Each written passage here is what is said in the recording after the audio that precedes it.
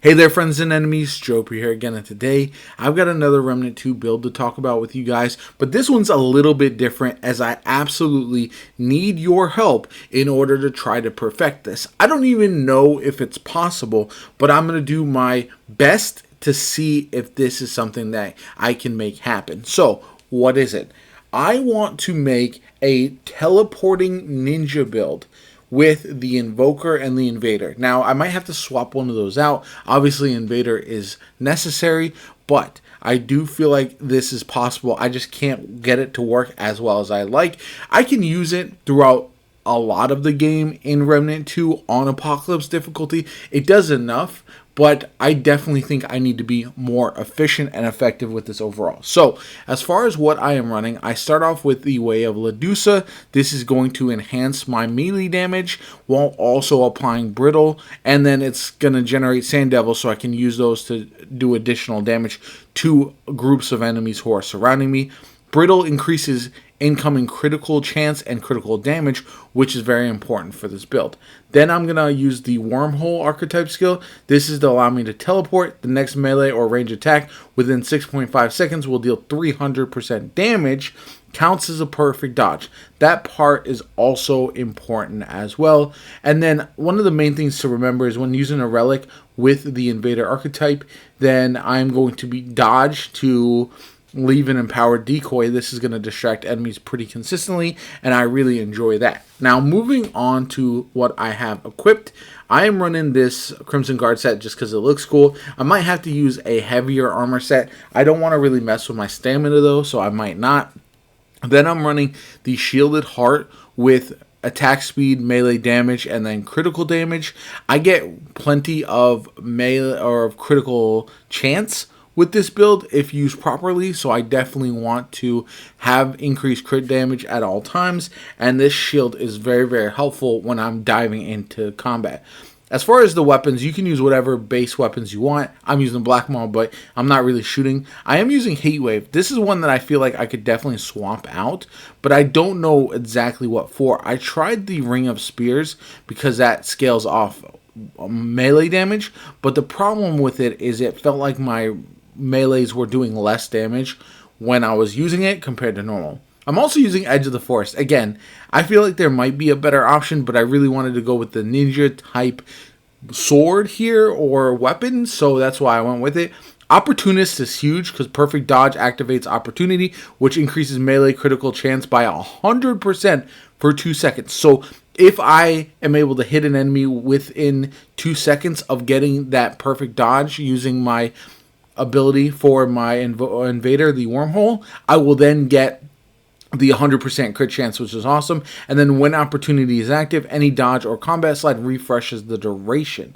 So I definitely think I need to dodge more in order to extend that duration more often, but that is something that I think is very, very effective. That's also why I don't want increased armor, because I can want to dodge around pretty consistently. Also for my Mutator here, I'm using Spellweaver, but it doesn't seem to work all that well as far as what I'm running, so I can change that. I'm also running Time Lapse. This is to stop and slow enemies, make them easier to use my melee attacks on, especially if they're darting around all over the place. Also with Spirit Healer, whenever I use the mod, I'm going to regenerate health, so I tend to use it when I'm low or in trouble. As far as my Amulet, Decayed Margin, melee hits grant lifesteal. And then for each 25% missing health, gain 3% additional lifesteal. When health is full, gain 35% melee damage. So I'll often pop my shield first and then switch to using going into combat. So that way I have the shield and I don't lose life. Because that way I'm going to have that increased melee damage for a longer period of time. Then we've got the Akari Warband, Perfect Dodge, increased critical chance by 10%.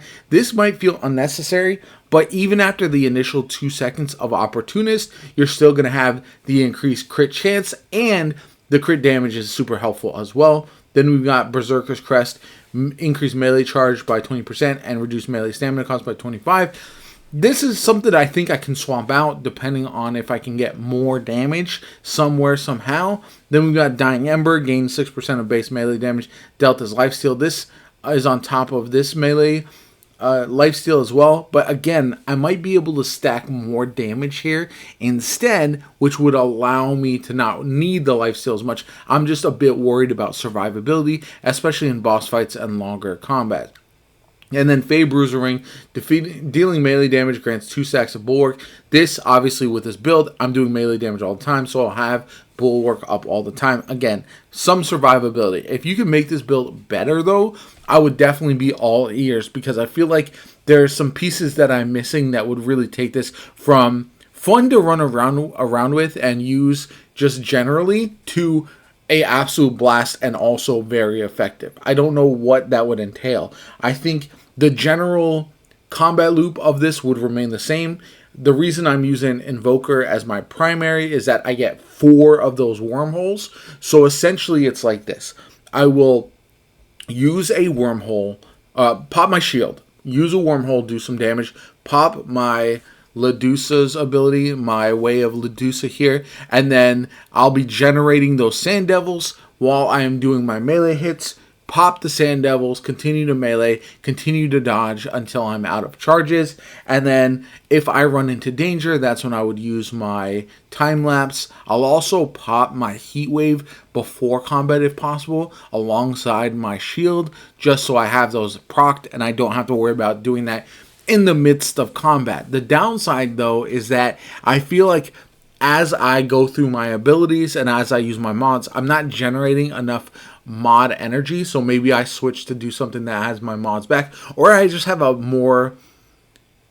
better mod that will last me a longer period of time or be more helpful in the midst of combat, because it does feel like at certain points the build kind of starts to suffer a little bit, and I think that's something that I want to fix. I also think increased damage against heavier enemies, bosses, and the like would be very, very helpful. I don't know if this would ever be something you could run permanently, because obviously facing something like the final boss of the game on Apocalypse feels like it would be near impossible, because it's really hard to do melee damage up close with it. I just feel like if I'm running around in, say, when the next DLC comes out, or say I'm running around when they do introduce something new, some new combat, this allows me to have fun, be very aggressive and aggro, deal a bunch of damage, and really just enjoy some silly build that can be a lot of fun.